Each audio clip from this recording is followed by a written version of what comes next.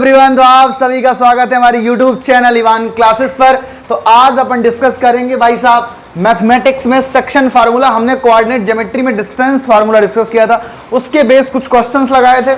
आज section formula discuss करने वाले हैं, इसमें कैसे क्या क्या होता है, फुल फार्मूला क्या होता है, इसका डेरिवेशन भी डिस्कस करेंगे। बट डेरिवेशन तुम लोग के सिलेबस में आएगा नहीं, पर फिर भी समझने के लिए बहुत ज्यादा जरूरी है। So we will discuss it. आओ सुनो ध्यान से।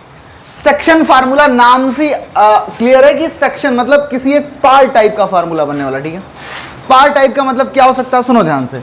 जैसे मान लो ये यहां पर दो पॉइंट हैं और ये एक पॉइंट का नाम है P जिसका कोऑर्डिनेट है x1, y1, बहुत ध्यान से समझना।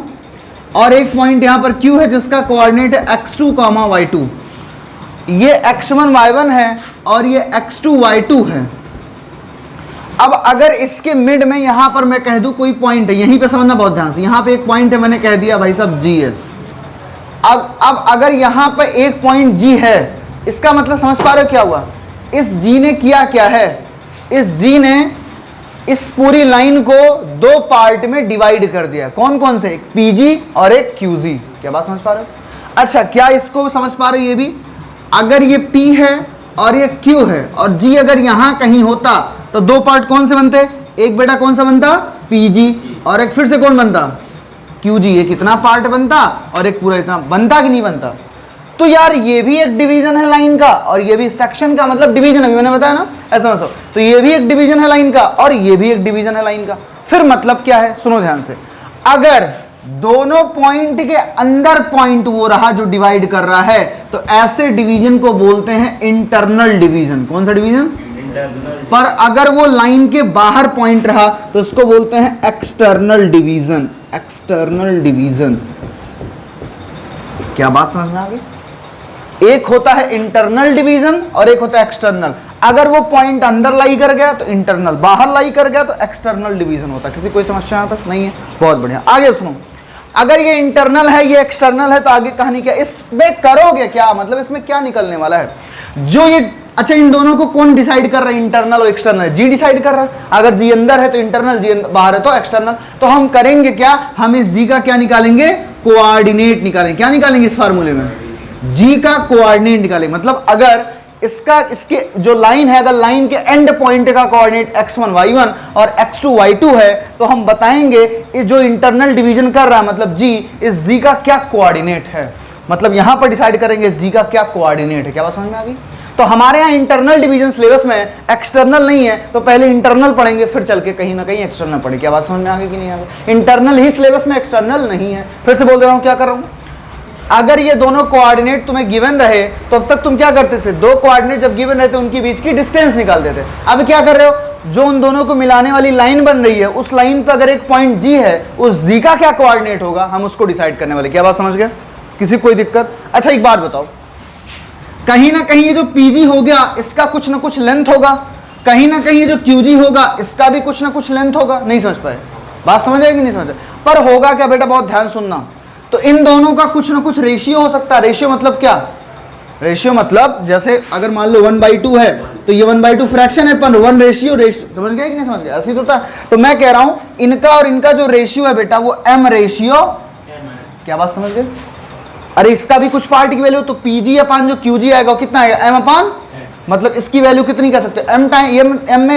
M टाइम्स में कुछ है और इसका N टाइम है। क्या बात समझ गए कि नहीं समझ गए? किसी कोई दिक्कत परेशानी? पक्का नहीं है? कंफर्म नहीं है? आ गया कि नहीं है? इसका बेसिक समझ गए। इसमें क्या करने वाले हैं, सबसे पहले क्या करेंगे, इसके एंड पॉइंट के तुम्हें कोऑर्डिनेट दिया गया है, तो हम इसका जो G जो इंटरनल डिवीजन कर रहा है उसका कोऑर्डिनेट निकालेंगे। क्या बात समझ में आ गई नहीं आ गया?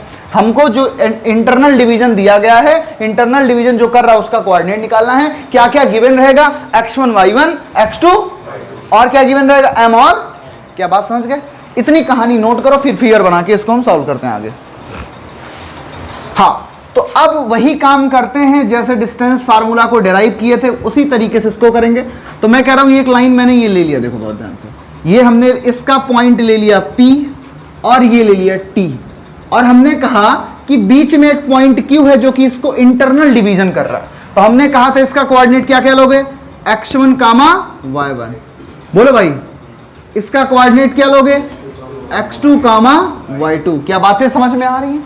इसका हो गया x1, y1, इसका हो गया x2, क्या बातें समझ में आ रही? यहां तक किसी कोई दिक्कत परेशानी है? बहुत बढ़िया। अब सुनना, इस Q का कोऑर्डिनेट निकालना है, किसका है क्या कोऑर्डिनेट?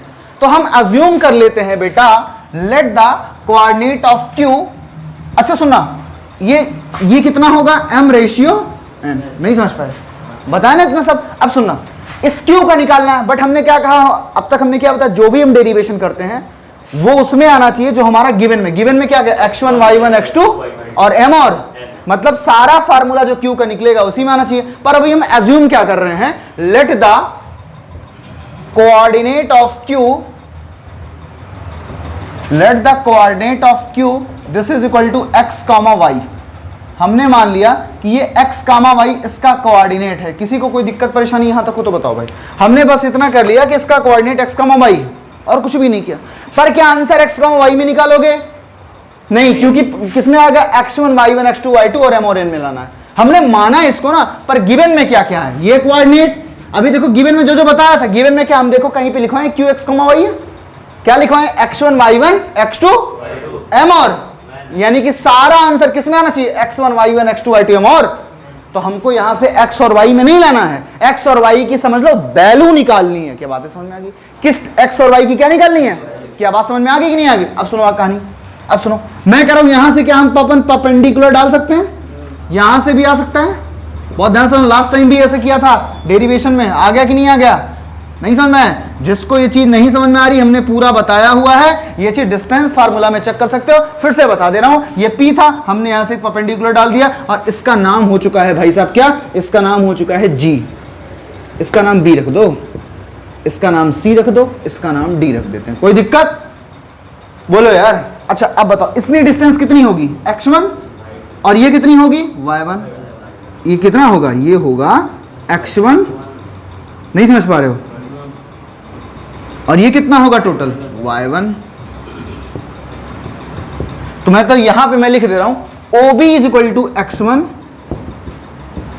और बेटा PB is equal to y1। क्या बात समझ गए?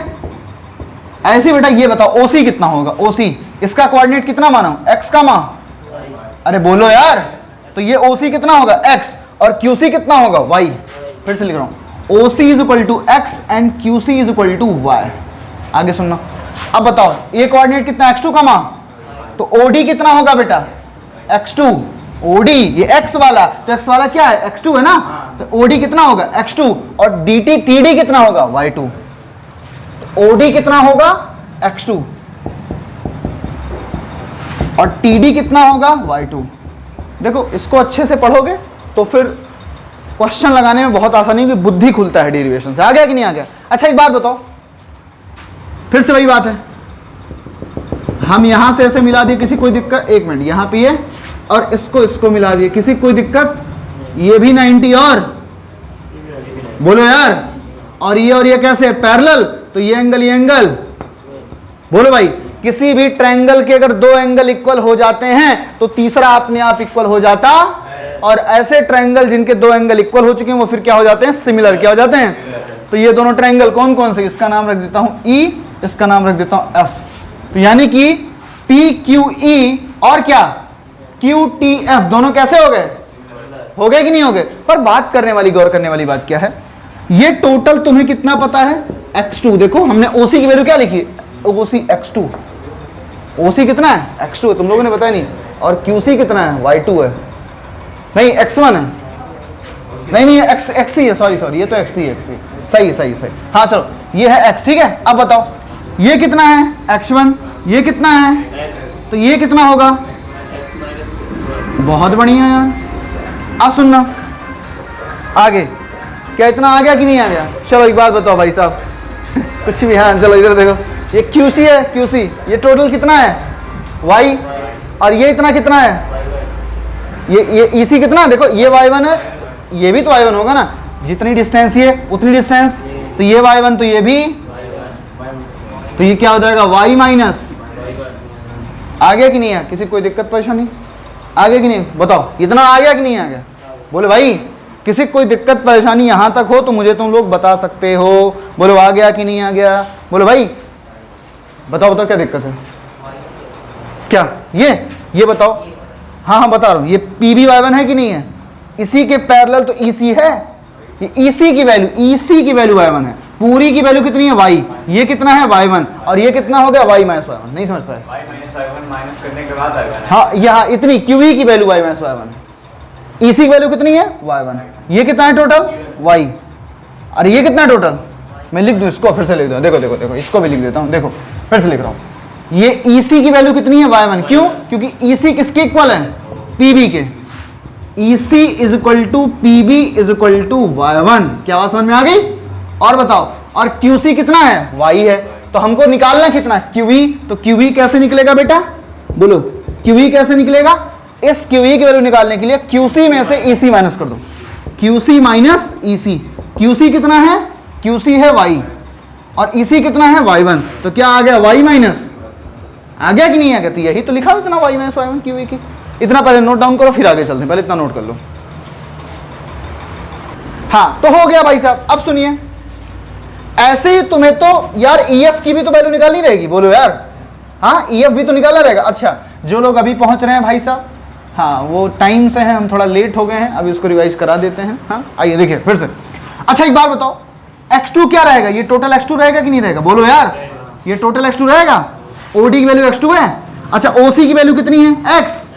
अच्छा एक बार बताओ, जो QF होगा वो देखो किसके पैरेलल आ रहा है, CD के, यानी कि जो वैल्यू CD की वही वैल्यू, अरे बोलो बात सही है कि नहीं सही है, जो वैल्यू CD की वही वैल्यू, क्योंकि देखो ये दोनों पैरेलल आ रहे हैं एकदम, देखो देखो देखो देखो, ये जो CD वही QF, बात सही कि नहीं सही है। अब बताओ OD कितना है टोटल x2, तो OC कितना है, तो अब बताओ CD की वैल्यू कितनी आ गई x2 माइनस, तो मैं अभी यहाँ पे डायरेक्टली लिख रहा हूँ, जिसको नहीं समझ में आ रहा फिर से कर देता हूँ, ये आ चुका है x2 माइनस x, चलो लिख देता हूँ इसको। चलो बताओ, मैं बता रहा हूँ कि OD की वैल्यू बेटा कितनी है, OD है x2 और OC कितना है x, तुम्हें निकालना क्या है CD, ये CD किसके बराबर है, QF के, निकालना तुम्हें QF चाहिए है, पर तुम अगर CD निकल जाएगा वही क्या हो जाएगा, क्या बात समझ पा रही है, नहीं समझ पा रही, चलो बताओ अब क्या लिख रहा हूँ, मैं यहाँ पे लिख रहा हूँ, यहीं पे ऐसे डायरेक्टली देखो, QF is equal to CD is equal to क्या, OD माइनस OC, और OD की वैल्यू कितनी है x2 माइनस x, क्या बात समझ में आ गई कि नहीं आ गई, कोई दिक्कत परेशानी बताओ। अब बताओ ये टोटल कितना है y2, और बताओ, और ये देखो जो QC है वही कितना है FD, देखो QC कितना है y, तो FD कितना है y1 नहीं है, ये देखो y1 तो ये वाला है PB है, ये टोटल QC कितना है y है, तो FD कितना है, FD कितना है, टोटल कितना है, तो ये वैल्यू कितनी आ गई, क्या इसको लिखने की जरूरत है पूरा, इतना लिखने की समझ गए कि नहीं समझ गए, तो ये कितना हो गया y2 माइनस। अब सुनो क्या बात समझ में आई कि नहीं आई, कोई दिक्कत नहीं आई, अब सारी वैल्यूज निकल गई हैं, कुछ भी नहीं करना है, बस एक काम करना है, हमने बताया था ये दोनों ट्रायंगल कैसे हैं, सिमिलर, तो अगर दोनों ट्रायंगल सिमिलर होते हैं तो उनके करस्पॉन्डिंग साइड्स की रेशियो सेम होती है, तो लिख लो इसको, लिख लो, लिख सकते हो ऐसे, मतलब समझ लो कि दो ट्रायंगल सिमिलर है तो उनके करस्पॉन्डिंग साइड्स का रेशियो सेम होता है और उनके करस्पॉन्डिंग एंगल इक्वल होते हैं। सिमिलरिटी जब पढ़ाएंगे तो उसमें ये सारी चीजें डिस्कस करेंगे। मैं इसको इरेज कर रहा हूं, यहां तक नोट कर लिए, इसको नोट कर लियो तो करो करो इसको। अब इतना जब इरेज ही कर रहा हूं तो वाई वाला भी लिख देता हूं, वरना कहो इतना किए वाई वाला नहीं लिखे, बताइए। टीडी कितना है हमारा y2, टीडी कितना हमारा y2, और एफडी कितना हमारा y, क्यों है y, मैं लिख दे रहा हूं इसको भी भैया, QC is equal to FD और FD is equal to y। अपन को निकालना क्या है बेटा, अपन को निकालना है TF निकालना है गधे, तो क्या हो जाएगा TD माइनस कैसे वही FD is equal to y2 minus y, this is y2 minus y। ये छाप लीजिए पूरा, फिर आगे चलते हैं। पूरा आंसर 90% आ चुका है डेरिवेशन का, ठीक है। चलो जिनको डेरिवेशन नहीं समझ में आ रहा एक दो बार ट्राई करेंगे, उसके बाद भी नहीं आ रहा तो फार्मूला दिमाग में रख लेंगे, उसके अलावा पेपर में इससे कुछ नहीं पूछा जाएगा। फार्मूला का डिस्कशन होगा, तुमसे डेरिवेशन पेपर में नहीं आएगा, बस इसलिए मैं बता रहा हूं ताकि तुम्हारा बुद्धि खुल सके अच्छे से, है ना। पेपर में नहीं आएगा, पेपर में जो फार्मूला अभी डिराइव कर रहा हूं उसका यूज आएगा, राइट। चलो क्या नोट डाउन कर लिए, चलें आगे। चलो भैया यहां पे कर रहा हूं,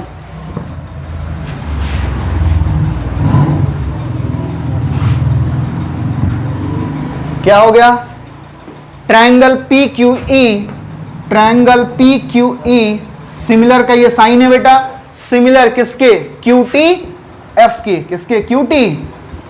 बात सही है?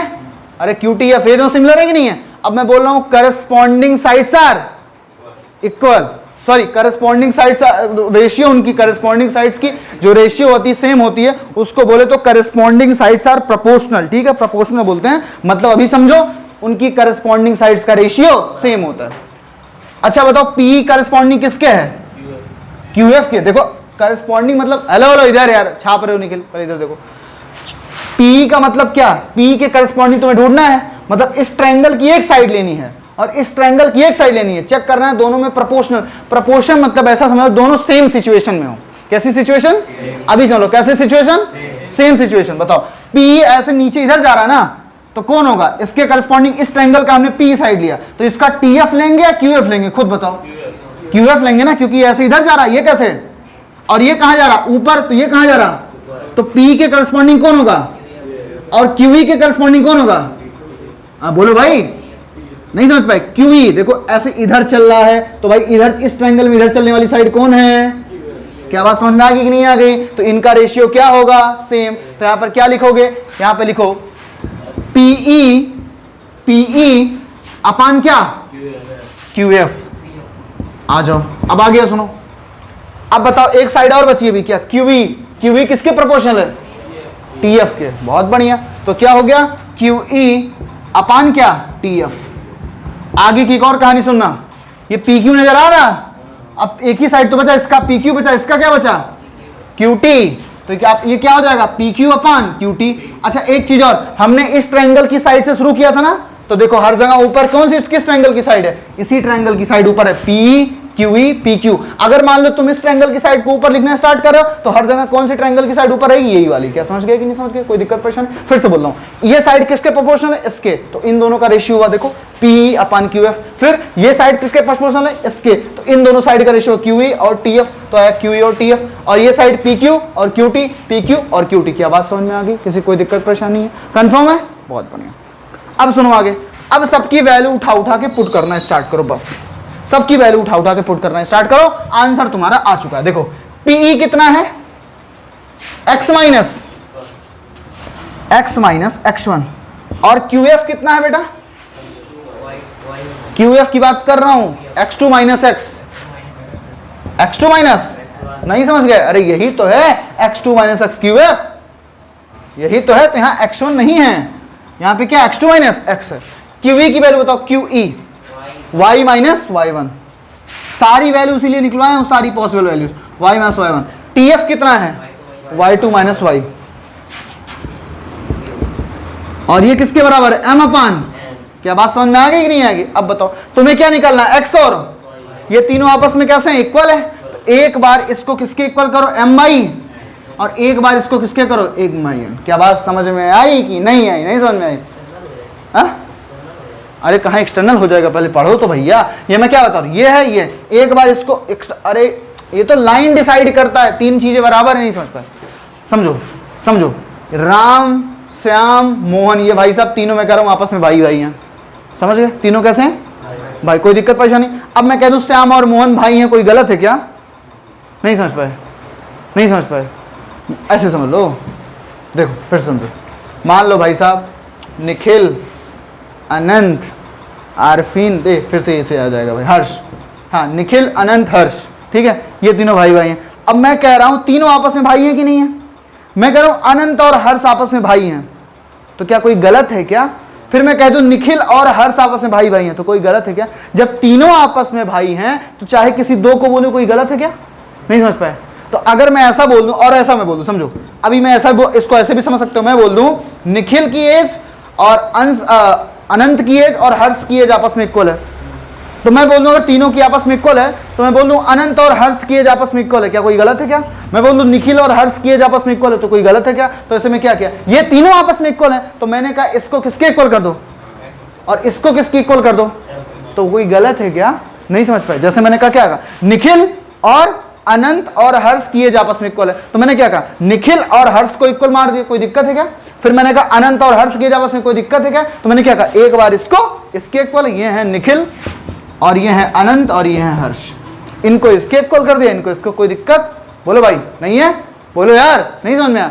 एक बार इसको उठा के किसके इक्वल करेंगे? इसको, और एक बार इसको उठा के, मतलब दोनों केसेस में होंगे किसके? m बाई n के इक्वल। क्या बात समझ में आई कि नहीं है? बताओ, आगे कैलकुलेशन करें आप? आ जाओ, आ गया? चलो भैया अब सुनो ध्यान से बात को। अब मैं क्या करूं? x minus x1 upon x2 minus x is equal to m upon n। मैंने शुरू में क्या बताया था? हमें x और y की क्या निकालनी है? तो यहां x और y की वैल्यू निकालने के लिए क्रॉस मल्टीप्लिकेशन पहले करो। क्या हो जाएगा? nx माइनस nx1 और फिर आया mx2 माइनस का mx। क्या बात समझ में आई कि नहीं है? कोई बात बताओ भाई, नहीं है? अब क्या करना है? x को निकालना है, x वाले को एक साइड और बाकी सबको, nx इधर है, mx को भी इधर ले आते हैं। आ जाओ भाई, क्या बन गया? nx प्लस क्या? mx। देखो nx इधर है तो इधर क्या हो गया? Plus mx। This is equal to क्या? इधर क्या बचा है? mx2 और इधर जाएगा क्या हो जाएगा? nx1। नहीं समझ पाए? नहीं समझ पाए? और यहां से x ले लो कॉमन, तो कितना आ गया? n plus is equal to क्या? mx2 प्लस का nx1। x is equal to कितना आ गया बेटा? m नीचे दिख रहा ना, कितना आ गया? mx2 प्लस का nx1 अपान क्या हो जाएगा? m प्लस, तो इसका कोऑर्डिनेट क्या आ गया? mx2, मतलब m से ये m वाला x2 में मल्टीप्लाई हो रहा और n वाला x1 में मल्टीप्लाई हो रहा, और दोनों को डिवाइड किससे किया गया? m plus. तो x का कोऑर्डिनेट कितना आ गया? mx2 प्लस nx1 अपान m प्लस n। ठीक है, इसको नोट करो, फिर y का निकालते हैं। हाँ, तो भाई साहब x आ चुका, ऐसे y निकालने के लिए इसको किसके इक्वल करेंगे? y के। तो आ जाओ भैया, इसको y के इक्वल करते हैं। अब आ गया होगा हम ऐसा क्यों कर रहे हैं? x को निकालने के इसके इक्वल और y को निकालने के लिए इसको किया तो x निकला, इसको करेंगे y निकलेगा। आ जाओ, कैसे आएगा देखो, y minus y1 upon y2 minus y, this is equal to m upon n। Cross multiplication करो, क्या हो जाएगा? ny minus ny1 is equal to my2 minus का my। क्या बात समझ में आएगी कि नहीं आएगी? बोलो भाई, बोलो यार। चलो अब क्या होगा? फिर से वही करोगे, y वालों को एक साथ, ny plus my is equal to my2, इधर जाएगा माइनस, क्या हो जाएगा? प्लस, क्या हो गया? ny1। तो y को लिया कॉमन, कितना आ गया? n plus m। This is equal to क्या? my2 प्लस का क्या? ny1। तो बताओ y इज इक्वल टू कितना आ जाएगा? my2 प्लस का क्या? ny1 अपान का क्या? m plus. नहीं समझ पाए? आ गया कि नहीं आ गया? देखो y निकालना है तो n प्लस m है, तो यहाँ पे n प्लस m ही लेना, कुछ लोग चौंक जाएंगे कैसे m प्लस n हो गया। यहाँ पे कितना लिख दिया? m n plus m। अब इस n प्लस m को तुम क्या लिख सकते हो? m प्लस, तो y का कोऑर्डिनेट क्या आ गया? my2 प्लस ny1 अपान क्या? m plus n। कई बार फार्मूले में तो इतना पूछ लिया जाता है, इंटरनल डिवीजन का फार्मूला क्या होता है? सिंपल बोर्ड में भी कई बार पूछा गया, क्या होता है? ये जो डेराइव कराए हूं यही होता है। ठीक है, लिखोगे कैसे उसको भी बता देता हूं, आ जाओ। ऐसे मत लिखना, ऐसे लिख के मत आना, ये तो मैं डेराइव कराया हूं। लिखा कैसे जाएगा? x कामा y लिखना है ना, क्या लिखना है? तो x की वैल्यू फिर कॉमा y। क्या बात समझ में आएगी नहीं आगे? चलो इसको नोट कर लिए, करो। हाँ, तो भाई साहब x की वैल्यू आ गई y की। अब यहां पर हमको निकालना क्या था? x और y निकालना था या कोऑर्डिनेट ऑफ q निकालना था? बोलो, कोऑर्डिनेट ऑफ q। तो लिखो यहां पे, coordinate of q is equal to, coordinate of q is equal to क्या है? x comma y। तो ये आंसर लिखा जाएगा, ये लिखा। x की वैल्यू क्या आई थी बताओ, गौर करो। x की वैल्यू क्या है? mx2 plus nx1। फार्मूला बोलो भाई, m plus n comma my2 plus ny1 अपान m प्लस n। बस यही लिखना पड़ेगा ऐसे, और ये तुम्हारा आंसर है।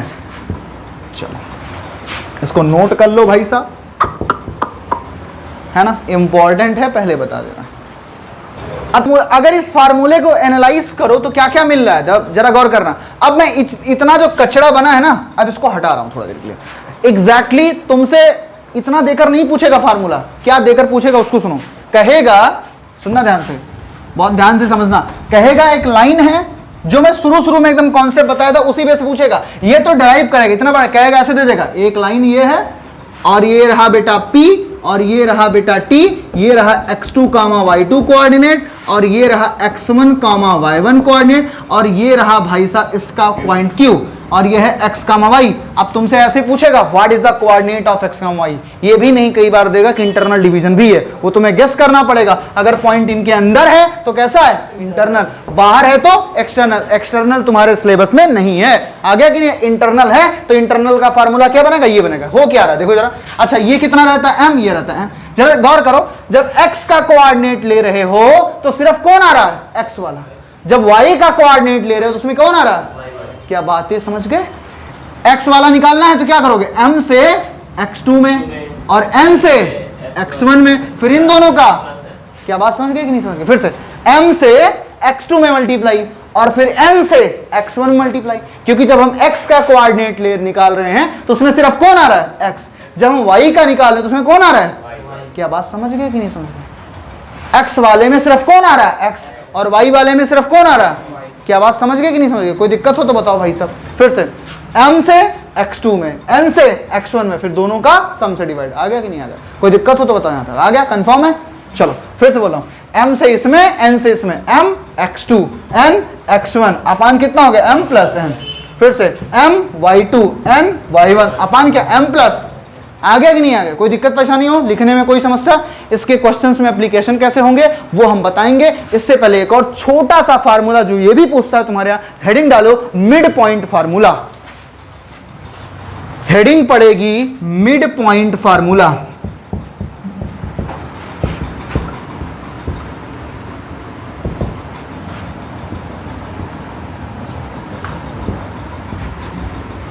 मिड पॉइंट फार्मूला आ गया। चलो अब कैसे करोगे, मिड पॉइंट का मतलब क्या है, मतलब बेटा जो पॉइंट है ना ये एकदम कैसा रहेगा, मतलब जितनी इसकी डिस्टेंस उतनी, मतलब m और n अब क्या डिफरेंट होंगे या सेम होंगे, सेम होंगे, बहुत क्या होंगे, तो चाहे n को m मान लो चाहे m को n मान लो, क्या बात समझ में कि नहीं समझ में, कोई दिक्कत परेशानी। तो हम क्या कर रहे हैं, जो n है वो भी हमारा किसके बराबर हो गया, m के, क्या समझ पा रहे हो, ये कौन सा केस है, मिड पॉइंट फार्मूले के।